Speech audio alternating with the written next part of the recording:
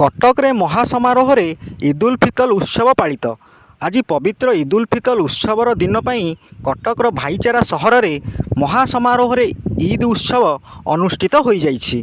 कटकर माननीय मेयर ठारू आरंभ करी विभिन्न राजनैतिक व्यक्ति विशेष माने आज ईद उत्सव रे सामिल होते। ईद उत्सव उपलक्षे कटकर विभिन्न मस्जिद मानकरे नियारा ढंग समूह प्रार्थनार कार्यक्रम करा सहित विभिन्न प्रकार खाद्य सामग्री वितरण करा सहित विभिन्न प्रकार ईद मुबारक कार्यक्रम अनुष्ठित होता। कटकरू आकाश स्वाईं का रिपोर्ट, ओडिशा न्यूज।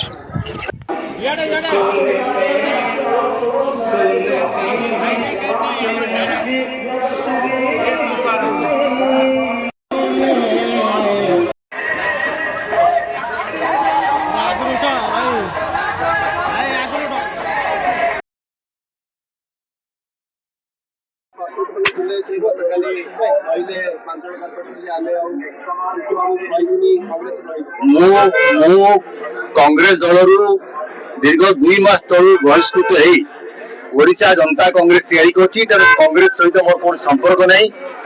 जो मैंने अच्छा निजस्व व्यक्तित्व से निष्पत्ति ने जहाँ निष्पत्ति नवार अच्छी तेणु आम नुआ संगठन को लेकिन आगे कम करुचु और से संगठन मजबूत करने विभिन्न कार्यक्रम आम हाथ को नौ। देखो मु कांग्रेस सहित नहीं जो मैंने ओडिशा जनता कांग्रेस को भल पाइबे से ओडिशा जनता कांग्रेस योगदान करेंगे। जो मैंने लोकप्रतिनिधि अच्छा समय न सर पूर्व से मैंने आसीपारे ना तेणु जो सोफिया कांग्रेस दल अच्छी तेणु समय सरिया अपेक्षा करूँ तापर किए आशा थी आप देखिए। आसंता काली जाजपुर पूरा एंटायर 7 दिन कन्स्टिट्यूएंसी लेकिन महामिश्रण पर्व अच्छी परवर्ती अवस्था बैक टू बैक विभिन्न जिले में कार्यक्रम चलो फिक्स हो जापर आम पुणी भुवनेश्वर प्रदर्शनी पड़िया कार्यक्रम रखीचु आनुष्ठानिक भाव में ओडिशा जनता कांग्रेस लोकों समस्या को लेकिन भुवनेश्वर राजधानी पूरापूरी पर्यंत साधारण लोकों ठिया हो गर्जीव काम कर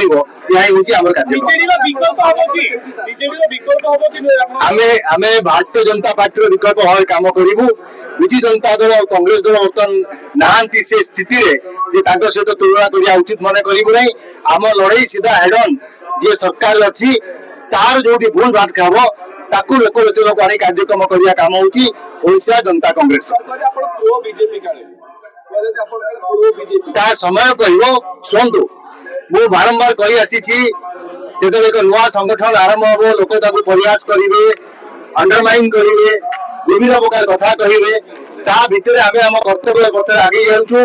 आम गोल फिक्स अच्छी आम कम करूँ समय कह आसंता पौर निर्वाचन ओडिशा रे ओडिशा जनता कांग्रेस एक मापकाठी हो मुझे कही सारी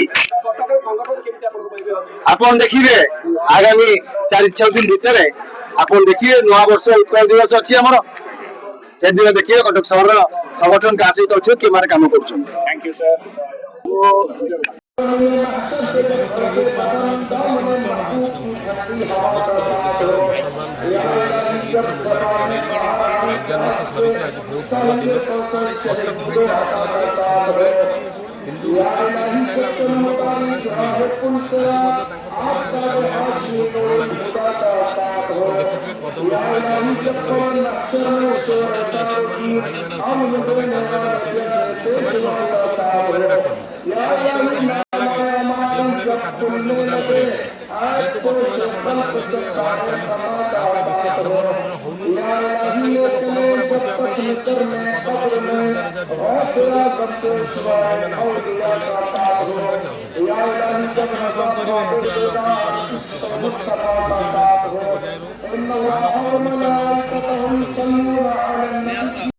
इमाम कदम रसूल बड़ी मस्जिद दरगाह जनाजा तो ईद मुबारक पहले तो कैसा चल रहा है आज ईद का माहौल कैसा है? मैं तो पहले सब तमाम लोगों को ईद मुबारक देता हूँ, बधाई देता हूँ। आज की खुशी का दिन ये ईद का खुशी जो है मुसलमानों के लिए आया, इसलिए कि एक महीना रोज़ा रखते हैं, नमाज पढ़ते हैं, तरावी कुरान पाक की तिलावत करते हैं, अपने को भूखे प्यासे दिन भर रह के और दान दक्षिणा करते हैं अल्लाह के नाम में। तो अल्लाह ताला का फरमान है, कहना है कि बंदे मेरे जो है एक महीना भूखे प्यासे रह के और तमाम काम काज को छोड़कर अल्लाह के लिए इबादत की, अल्लाह के लिए इस खुशी में ईद का दिन आज हम लोग समग्र राज्यवासी है खुशी को मनाओ और इस खुशी में ये कटक शहर जो भाईचारे का शहर है, इसमें सब हिंदू मुसलमान सब मिलकर हमारे साथ आते हैं, इस खुशी में सब शामिल होते हैं और पैगाम देते हैं कि कटक शहर है जो कि यहाँ कोई भेदभाव नहीं है, हम सब एक साथ रहते हैं, एक साथ मिलते हैं, हम उनकी खुशी में वो हमारी खुशी में। उड़ीसा का पूरा और हम चाहते हैं कि ऐसे हमेशा रहे। ये बस थैंक यू। आज दान सरेकर हम लोग को दर्शन करते हैं कि अल्लाह ताला की तरफ से जो हुक्म है कि जो गरीब है, जो लाचार है, जो मजबूर है, जिसके पास दौलत नहीं है, अल्लाह बता उनको दान देकर दो, क्योंकि आज खुशी है।